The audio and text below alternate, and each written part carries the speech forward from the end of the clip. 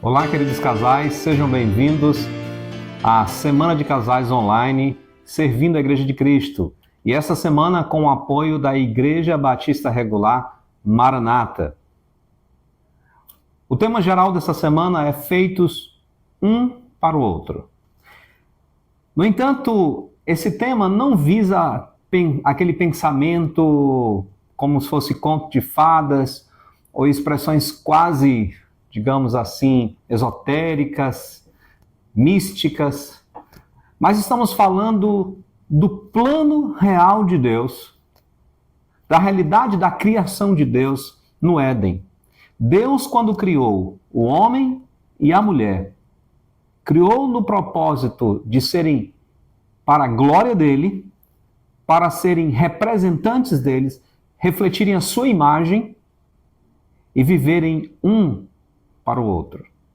É por isso que temos esse tema, feitos um para o outro. Este é o plano de Deus desde o princípio. Mas tivemos a queda do homem e da mulher lá naquela tarde no Jardim do Éden. Quando o pecado entrou no mundo e todo aquele plano que Deus tinha feito, não é que foi frustrado, porque os planos de Deus são bem feitos, mas aquele plano primário de Deus, o homem permitiu que o pecado entrasse. E com a entrada do pecado, muita coisa ruim vem acontecendo. No entanto, com a vinda de Jesus Cristo trazendo a graça restauradora de Deus, esse plano começa a ser restabelecido na vida do casal.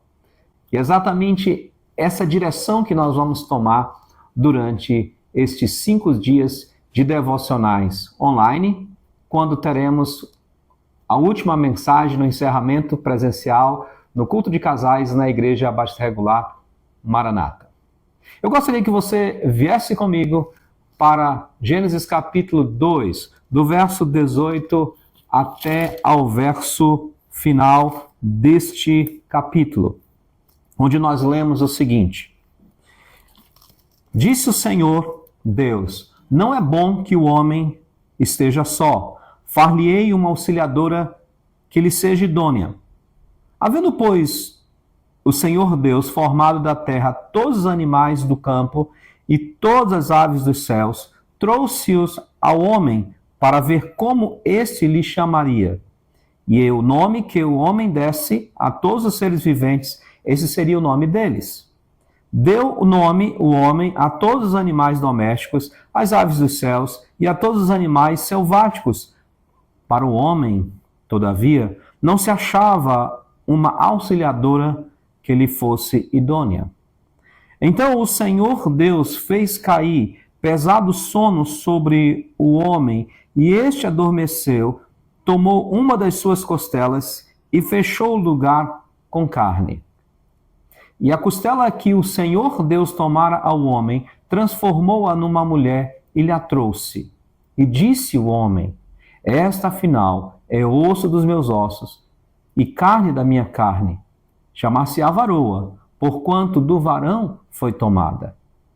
Por isso deixa o homem, pai e mãe, e se une à sua mulher, tornando-se os dois uma só carne.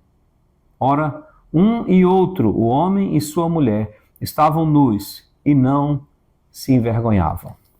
Quando nós olhamos essa primeira menção mais detalhada da criação, e falando sobre a criação do homem e da mulher, vemos como Deus, de maneira especial, criou esse casal. Primeiramente, nós vemos que o Criador pensou e analisou e decidiu que não era bom que o homem estivesse só. Para o futuro da própria humanidade, não era saudável que o homem estivesse só. Não era saudável para que ele fosse apenas e vivesse só para ele mesmo. E eu creio que talvez é nesse ponto que alguns comentaristas têm razão. Deus não criou o homem para viver para ele mesmo. E nesse caso também incluiríamos a mulher. Nem o homem, nem a mulher foram criados para viver para eles mesmos. Quando no casamento o marido vive só para si quando no casamento a esposa vive só para si, aí está uma das consequências que nós vamos falar mais na frente do pecado. Porque Deus diz, não é bom que o homem esteja só. Não é bom que o homem viva apenas para si. Ele deve viver para Deus, mas ele deve viver também para o seu semelhante. E quando Deus colocou o homem diante do restante da criação, fazendo com que ele desse nome aos animais, Deus colocou no coração do homem esse desejo de ter alguém à sua frente, em sua companhia. Então Deus criou um ser essencialmente relacional, que ele foi criado para ter relacionamentos. Para ter relacionamentos com outros semelhantes. Ele deve ter um relacionamento primeiramente com Deus, mas também um relacionamento com o seu próximo. E nesse caso, Deus já colocou uma outra pessoa especial com quem ele primeiro deveria se relacionar. No caso do homem, com a sua esposa. No caso da esposa, com o seu marido. Deus fez esse ser relacional de uma maneira que eles vivessem em total harmonia, comunhão, união. E é isso que nós percebemos nesse primeiro versículo. Essa essência da criação fala de unidade, fala de comunhão e fala de união. Primeiro, percebe-se que não são dois seres estranhos, fez dois seres constituídos da mesma essência. Prova é que Adão diz, é osso dos meus ossos, carne da minha carne. Quando Deus criou o primeiro casal lá no Éden, o propósito de Deus era que eles manifestassem também a comunhão do Deus triuno, a harmonia do Deus triuno, a unidade do Deus triuno, para que juntos desfrutassem das bênçãos de ter um ao outro e ambos terem o Criador. E é muito fácil vermos aqui, nesse texto, que essa comunhão, essa intimidade, tem três aspectos. Quando nós olhamos lá para o Novo Testamento, como esse texto é citado e é utilizado. Quando nós lemos, por exemplo, por isso deixa homem pai e mãe e se une à sua mulher, tornando-se os dois uma só carne. Esse texto ele é repetido no Novo Testamento. E há três aspectos que eu gostaria de trazer para vocês que são relembrados na graça. Qual era o propósito de Deus ao criar o homem e a mulher para viverem como lar em matrimônio? Quando nós olhamos que essa união, ela é uma união primeiramente indissolúvel. Este versículo, ele vai estar no contexto de Mateus 19, do verso 4 ao verso 5. Abra sua Bíblia, se você está com a Bíblia, ou então escute a leitura que eu vou fazer, em Mateus capítulo 19, do verso 4 ao verso 5, quando o assunto aqui era sobre divórcio. Diz assim, então respondeu ele, quer dizer, respondeu Jesus, não tendes lido que o Criador desde o princípio os fez homem e mulher, e disse, por esta causa deixará o homem pai e mãe, e se unirá à sua mulher, tornando-se os dois uma só carne, de modo que já não são mais dois, porém uma só carne. Portanto, o que Deus ajuntou, não o separe o homem. Nós vemos aqui por esse texto que, quando lá no Jardim do Éden, essa frase foi dita, ela tinha o objetivo também de determinar que essa união matrimonial era indissolúvel. Eu sei que existem várias posições sobre essa questão acerca do divórcio. Nós temos uma posição bastante radical. E se você quiser saber, você pode clicar nesse link que está aparecendo aí em cima, que você vai ser enviado para um vídeo onde nós explicamos de maneira detalhada, aí você tem que ter tempo, que é um vídeo de 1h30, se eu não me engano, detalhado sobre nossa posição sobre o divórcio e sobre o novo casamento também. Mas aqui nós vemos que esse é o propósito de Deus. Quando ele falou lá no Jardim do Éden sobre o homem unir-se à sua mulher, essa é uma união indissolúvel. Segundo, essa é uma união claramente física. Aquele versículo está falando de união física. Está falando realmente dessa união que tem como símbolo máximo dessa união física a relação sexual. A relação sexual não foi feita por Deus simplesmente para que o homem ou a mulher não peque.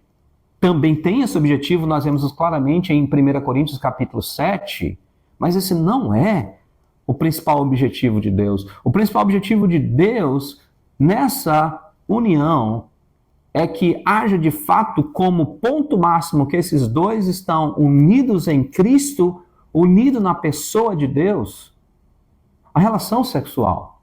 Mas isso fala sim, esse versículo está falando de relação física. A comunhão de um casal também passa pelo ato conjugal.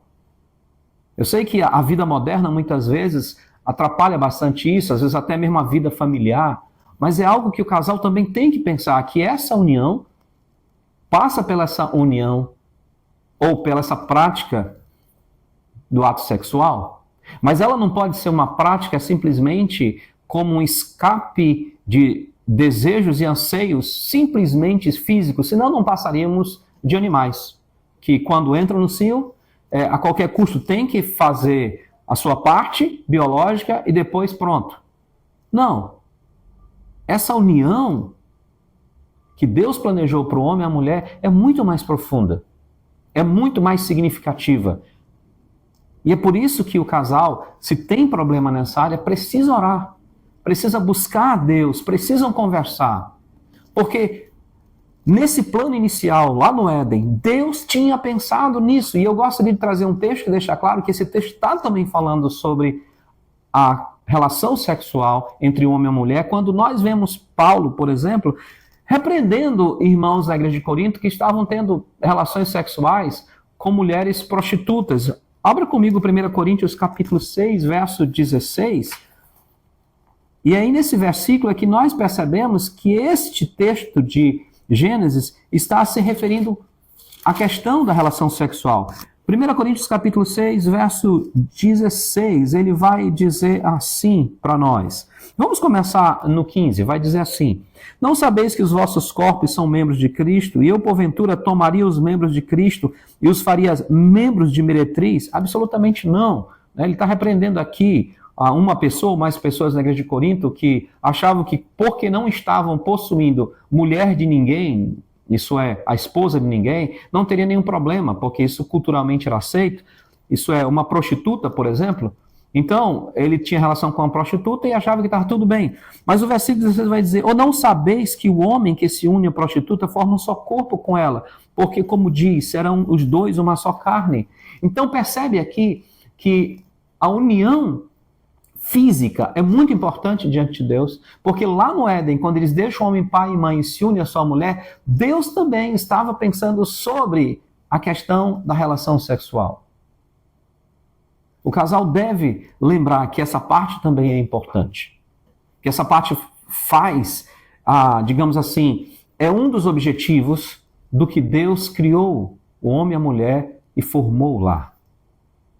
Pensem sobre isso. Essa é uma união física. E por último, eu diria que ela é uma união que representa o cuidado de um para com o outro, em todos os sentidos. Esse texto ele é repetido por Paulo, quando Paulo vai falar sobre a restauração na graça do casal. Quando a graça restaura a família. E nós vamos, por exemplo, para Efésios capítulo 5, e lá vai ser citado esse texto. Abra comigo Efésios capítulo 5 e você vai perceber que nesse texto Paulo vai falar o seguinte, verso 30, porque somos membros do seu corpo. Eis porque deixará o homem a seu pai e a sua mãe e se unirá à sua mulher e se tornarão os dois uma só carne. Paulo está falando, os versículos anteriores, Paulo está falando de que essa união em Cristo, ela é muito profunda e requer que, como membros do corpo de Cristo, o marido se preocupe em cuidar da sua esposa. E aí ele cita esse texto de Gênesis aqui no versículo 31. falando claramente que essa união ela é demonstrada no carinho, no cuidado, no zelo. Tanto no zelo do dia a dia como no zelo espiritual. Então, quando eu me uno à minha esposa, eu também estou preocupado como ela está, como estão os seus sentimentos, se ela está sendo satisfeita. Às vezes a gente pensa só nessa questão de relação sexual sobre esse versículo, mas como é que ela está sendo satisfeita em relação a ela mesma, seus sentimentos, a se sentir valorizada. E vice-versa, a esposa também preocupada com o seu marido. É uma comunhão, é um cuidado mútuo de servir a Deus, servindo ao seu esposo, servindo a sua esposa. Deus planejou de uma maneira tão maravilhosa e que Ele queria que esse casal refletisse a unidade da própria Trindade. E nós percebemos que quando Deus cria isso, essa comunhão a princípio realmente anda conforme a vontade de Deus, porque nós lemos no último versículo do capítulo 2 que os homem e mulher estavam nus, e isso não era algo que criou algum problema para eles, porque eles andavam na santidade de Deus, eles andavam na comunhão de Deus, eles andavam na unidade do Espírito. Parece uma coisa extremamente filosófica. Isso aqui é muito tópico, pastor, isso aqui é muito, sei lá, assim, meio uma coisa meio lá por cima, meio teológica. Não, não. Essa é a realidade do que Deus fez. E quando nós voltamos para o princípio de todas as coisas, que foi o que Jesus Cristo fez, quando os judeus, as autoridades, perguntaram para ele sobre a questão de divórcio, eu digo, olha, vamos voltar lá para Gênesis, vamos voltar para o princípio, vamos voltar para o que Deus nos revelou lá em Gênesis sobre a família, sobre o casamento. E é exatamente isso que eu gostaria de trazer para você hoje, para cada casal. Voltemos para o Gênesis. Isso foi o que Deus planejou. Foi assim que Deus nos criou. E é isso que Ele quer de nós. Então, comece a parar e a pensar de maneira séria mesmo, como servo de Deus, como discípulos de Cristo Jesus. Volte ao princípio. Olhe para esse casamento aqui. Olhe para essa criação maravilhosa. Olhe para o propósito de Deus e veja onde você, ou quem sabe se vocês já chegaram nesse ponto, onde vocês percebem que ainda precisam caminhar com esforços pela graça de Deus juntos para se aproximarem mais do princípio de todas as coisas. Talvez vocês já estão num ponto do casamento onde a palavra já seja o contrário daquela inicial. Não é bom que o homem esteja só. Talvez já esteja pensando, é melhor que eu estivesse só. Eu lamento muito. Mas aí é onde você deve parar e pensar. Mas esse não foi o plano de Deus. Não é isso que Deus quer para a minha vida. Não foi para isso que Deus criou o casamento. Então eu preciso parar e orar e pedir que Deus me ajude. Porque foi Ele que disse que não era bom que o homem estivesse só. Fechamos esse devocional. Lembrando que esse foi o plano de Deus desde o princípio. E nós devemos voltar para Ele, olhar para Ele e desejar. É isso que Deus quer para o nosso lar. É isso que Deus quer para o nosso casamento. Que o Senhor vos abençoe. E que esse estudo de hoje à noite possa motivar você a buscar cada vez mais a vontade de Deus no seu lar. E que vocês juntos procurem viver a união que Deus vos criou. Deus abençoe. Até o próximo devocional. Nosso lar, abençoar, que Ele possa ser esteio contra o mal, faz o leal, sempre firme está, e com o teu poder vem nos manter unidos uns aos outros. Ó, vem, Senhor.